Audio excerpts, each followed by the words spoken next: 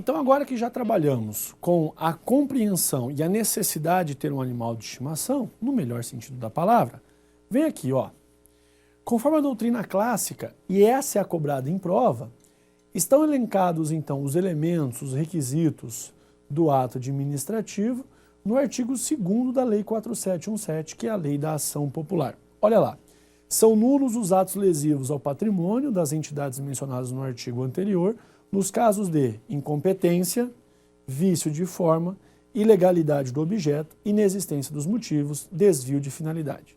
Poxa, não há necessidade, eu tenho pavor que aluno meu decore alguma coisa. Nós temos que entender com macetinho, com analogia, com exemplos os mais ridículos e exagerados, você nunca mais esquece, mas sem decorar. Já temos um conteúdo enorme a estudar. Qual é o macete? Leio o artigo 2º, beleza, mas o que eu quero é isso aqui. Antes das características, antes dos atributos, é imprescindível que o ato administrativo esteja formado e, para tal, utilizamos do macete. Pronto. O seu animal de estimação acaba de ser batizado, FIFOCOM. O seu animal de estimação agora tem um nome, é o FIFOCOM. E se você tem mais de um animal de estimação, bípede ou não, FIFOCOM primeiro, segundo, terceiro, é por dinastia. Mas você já tem um animal de estimação, FIFOCOM.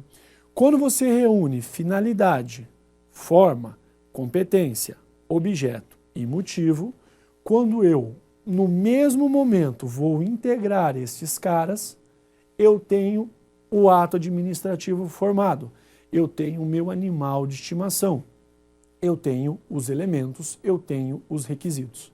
Por isso que quando lhe cobrar elementos ou requisitos, é mais comum cobrar em requisitos, você lembra do FIFOCOM. Agora, para que eu tenha a possibilidade de caracterizar o ato administrativo, de dar a ele seus atributos, primeiro ele tem que estar formado. Não tem como você caracterizar o seu cachorro se ele não existe ali, não dá. É imaginário? Não dá. Então o ato administrativo é a mesma coisa. Primeiro eu tenho que formar o ato. A partir do momento que eu formei o ato, ótimo, aí eu vou trabalhar com todas as características. Aí eu trabalho com todas as características. Então vamos agora, uma por uma, detalhando e compreendendo como isso pode aparecer na sua prova. Primeiro elemento ou requisito, primeiro elemento ou requisito do ato administrativo é a finalidade. E é bem fácil. A finalidade de todo e qualquer ato administrativo deve ser sempre pública. A finalidade de todo e qualquer ato administrativo deve ser sempre pública. O que eu quero dizer com isso? Que ato administrativo praticado com finalidade privada é ato nulo. Ato administrativo praticado com finalidade privada é ato nulo. Por quê? Porque a finalidade deve ser sempre o interesse da coletividade, deve ser sempre o desejo da sociedade. E o ato administrativo não pode existir, não pode ser produzido em primazia ao interesse de alguns, dos particulares, dos amigos do rei. Não. O Estado, a administração, o administrador deve atuar sempre no interesse da coletividade. Então pode colocar bem grande aí, passa o marca-texto. Finalidade privada acarreta a nulidade do ato administrativo. Em conjunto ou em forma técnica, o vício na finalidade, o defeito na finalidade, vai macular o ato administrativo de tal forma que resulta em quê? Em nulidade do ato. Não dá para ele permanecer no ordenamento jurídico, deve ser retirado. Essa é a finalidade. Em palavras bem simples, a finalidade do ato administrativo é sempre pública. A finalidade do ato administrativo é sempre pública. Agora você vai anotar um outro conceito. A finalidade mediata, anote aí, a finalidade mediata, M de Maria, do ato administrativo é sempre o interesse da coletividade. A finalidade mediata do ato administrativo é sempre o interesse da coletividade, sempre o interesse público. Essa é a finalidade mediata. Então, o fim imediato do ato administrativo é esse. Aí eu lhe pergunto, e o fim imediato? Bom, aí é fácil. É só nós analisarmos ato por ato e verificar se ele é uma promoção, uma demissão, se é uma proteção de um bem jurídico, se é uma exoneração, não sei. Aí eu tenho que analisar ato por ato. Joia? Fácil? Então é assim que nós trabalhamos com a finalidade do ato administrativo. Lembra que a finalidade é pública, vício na finalidade, o ato tem que ser retirado do ordenamento jurídico, não tem o que fazer. E a finalidade imediata do ato administrativo é sempre o interesse público. Finalidade imediata, aí eu vou analisar caso a caso e visualizar qual foi a produção ali do efeito. Facinho? Bacana? Então essa é a finalidade. Agora eu lhe pergunto, e a forma? A forma é o meio pelo qual o ato se exterioriza.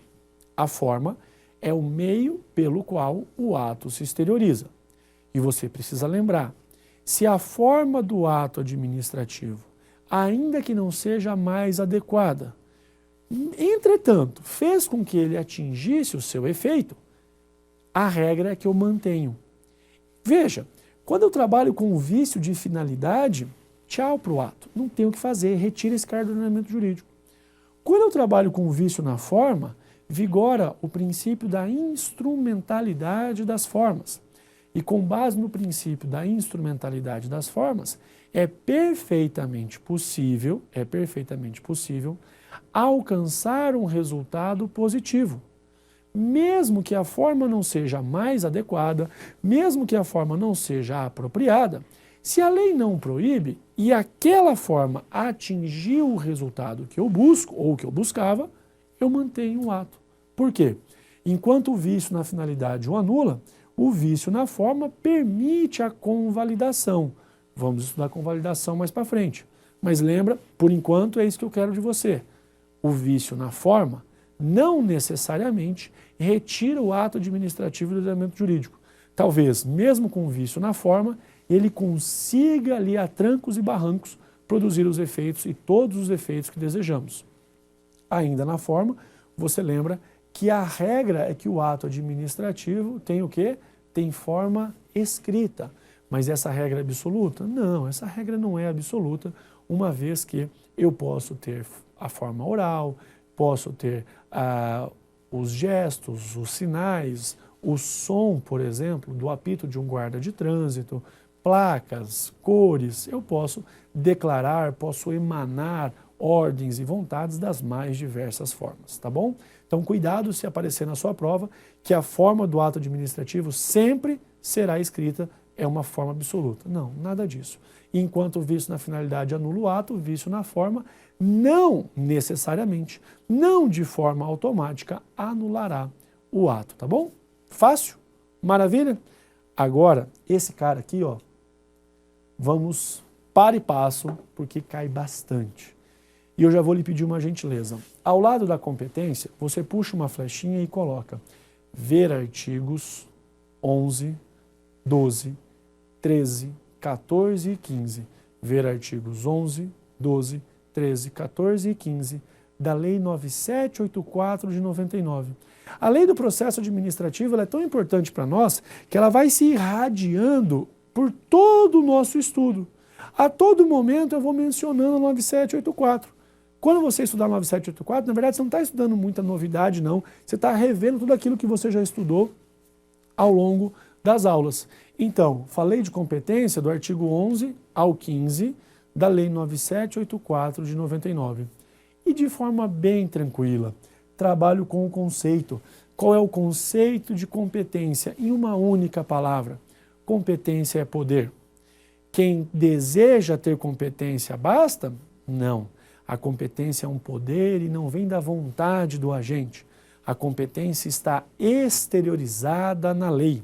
É a lei que dá a competência, é a lei que retira a competência.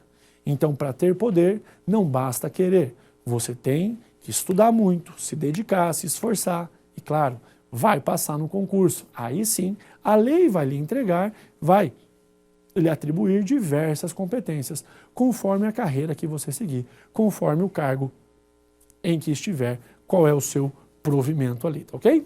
Então, conceito de competência nada mais é do que um poder. E tem poder quem deseja? Não, tem poder quem a lei assim o atribui. Depois as características. Dentro das 4 características que são as cobradas, eu quero que você comece sempre por essa. Primeira característica, primeiro atributo da competência. Ela é pública. Você fala, como assim, Barbieri? O que quer dizer uma competência ser pública? Começa por essa, que todas as outras ficam por lógica, né? Consequentemente, você encontra as demais. A competência é pública. E por que é? Porque ela decorre da lei. A competência decorre da lei e, por isso, ela é pública. Percebeu que essa característica está muito ligada ao conceito? Maravilha. Segunda característica. A primeira você já sabe, ela é pública por quê? Porque decorre, resulta, reflete da lei. Segunda característica, ela é imprescritível. Imagine só, eu tenho competência para a prática do ato, todo ano se passou e nada aconteceu, razão pela qual eu não exercitei aquela competência. Eu não tive que exercer. Tranquilo. Num dado momento eu vou praticar aquela competência e aí eu lhe pergunto, o passar do tempo, o caminhar dos dias, semanas, meses, dos anos, fará com que eu tenha perdido a competência que eu não exerci? Será que a competência é prescritível? Não. A competência ela é imprescritível. Pode passar o tempo que for, que quem é competente continuará sendo competente. Você não perde a competência com o decurso do tempo. Ora, eu disse, comece sempre com a característica de ser pública. Se ela é pública, ela decorre da lei. Se a lei lhe deu competência, pode passar o tempo que for, que você continuará sendo competente. Salvo quando? Salvo quando a própria lei lhe retirar essa competência. Mas o tempo não muda a competência. O tempo não muda a competência. Já sabemos que ela é pública, já sabemos que ela é imprescritível. Vamos agora para a competência que tem a característica de ser improrrogável. Olha aqui.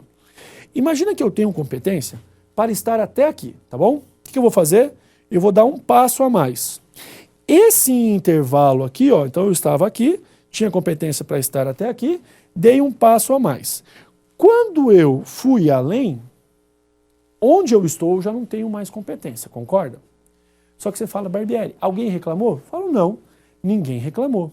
Você fala, então, pera lá, você praticou um ato para o qual não tinha competência, e isso, perfeito, e ninguém falou nada? Não, ninguém falou nada. Qual que é o perigo? É você lembrar do processo civil e tem lá aquela historinha que, mesmo que a autoridade pratique um ato, que o foro não seja competente, por exemplo, mas que ninguém questionou, prorroga-se, amplia-se a competência. Lembra disso? Pois é, aqui você já notou que a terceira característica da competência é que ela é improrrogável. Praticado o ato por aquele que não tem competência, ainda que ninguém tenha questionado, ele que praticou o ato extrapolando sua competência, terá a seu favor a prorrogação? Claro que não. Por qual razão? Volto a lhe dizer, por causa da primeira característica, a competência é pública. Não adianta o administrador, o agente público praticar um ato sem a sua competência e acreditar que já que ninguém questionou, ele passou a ter competência. De forma alguma, por uma razão simples. Se quem lhe deu a competência é a lei, você deve exercê-la nos termos e limites da lei. Não adianta querer ir para frente. Não adianta querer ir para frente. Tranquilo? Competência é pública, imprescritível e improrrogável. Na nossa próxima aula, a quarta característica. Um grande abraço e a gente se vê.